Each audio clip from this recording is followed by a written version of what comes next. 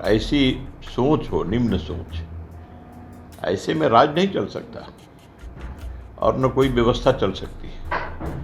मंत्री अगर अपने विभाग में सभी अधिकारियों को चोर बताएगा, आखिर इसके पीछे मंशा क्या होती है? मंशा यही होती है कि जब सभी चोर होंगे तो मैं एक अकेला ईमानदार माना जाऊंगा। कृषि मंत्री हैं, उनका जो बयान है कि हम सरकार है चोर के, किस तरीके से देखते हैं? क्या कृषि विभाग में जितने पदाधिकारी हैं उन पर ये आरोप है, इशारा है, कहना क्या चाह रहे हैं मंत्री?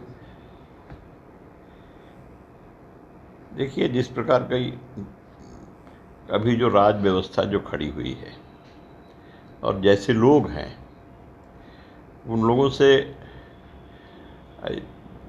अब क्या कहा जाए, सरकार में जो मंत्री हैं उनसे ऐसी अपेक्षा नहीं की जाती, इस प्रकार की भाषा, इस प्रकार की शैली हो और ऐसी सोच हो, निम्न सोच, ऐसे में राज नहीं चल सकता और न कोई व्यवस्था चल सकती। मंत्री अगर अपने विभाग में सभी अधिकारियों को चोर बताएगा, आखिर इसके पीछे मंशा क्या होती है? मंशा यही होती है कि जब सभी चोर होंगे तो मैं एक अकेला ईमानदार माना जाऊंगा। उसके पीछे सोच यही होती है। अपने को भी उसमें शामिल होकर के यही बताने की सोच है कि मैं इस प्रकार से मैं भी उसमें शामिल हो गया और मैं भी हूँ।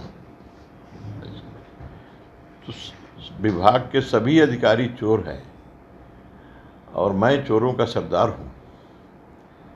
ये बड़ी हैरत अंगेज ये बयान है या जो सोच है। ऐसे निम्न सोच से डिलीवरी नहीं हो सकती, मंत्री डिलीवर नहीं कर सकते और न परिणाम ले सकते हैं। आखिर काम किससे लेंगे? यही विचार का विषय है। मैं उस विभाग में मंत्री रहा हूँ और मैं जानता हूँ और कहाँ और किस विभाग में या हर स्थान में अच्छे लोग भी हैं, बुरे लोग भी हैं। मैंने आम तौर पर देखा है कि अधिकारी अच्छे हैं, उसमें से कुछ हैं तो उनके खिलाफ मंत्री कार्रवाई करेंगे, पता करेंगे, जांच करेंगे। लेकिन सबको एक धड़ल्ले से यह कह देना, तब तो यह दृष्टि दोष है। और मैं जानता हूँ, दुनिया भी जानती है, सब लोग जानते हैं कि दो प्रकार की दृष्टि होती है।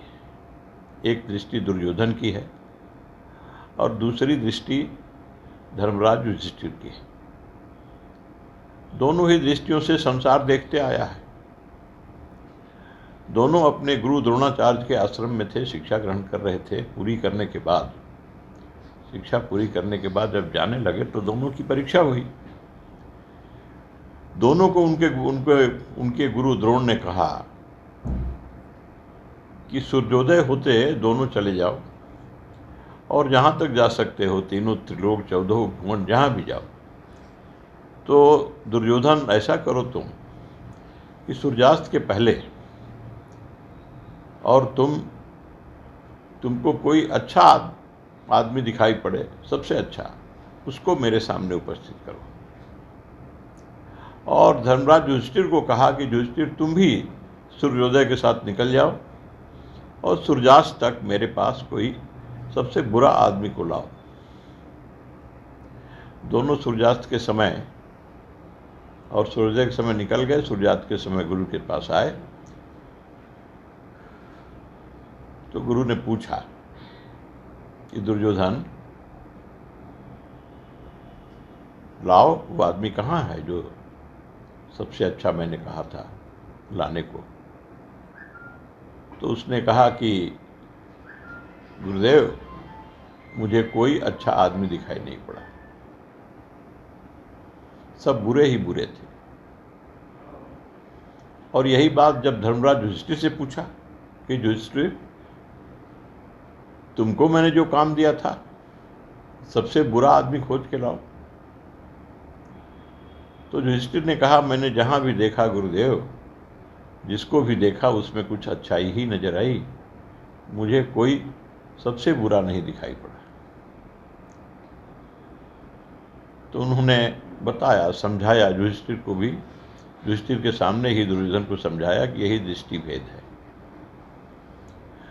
जो सब में अच्छाइयों को खोजता है और उन अच्छाइयों का उपयोग कर लेता है, वही किसी दृष्टि से और सभी दृष्टि से जिस दायित्व में रहता है वो सफल होता है। मंत्री को इस प्रकार से नहीं कहना चाहिए किसी को।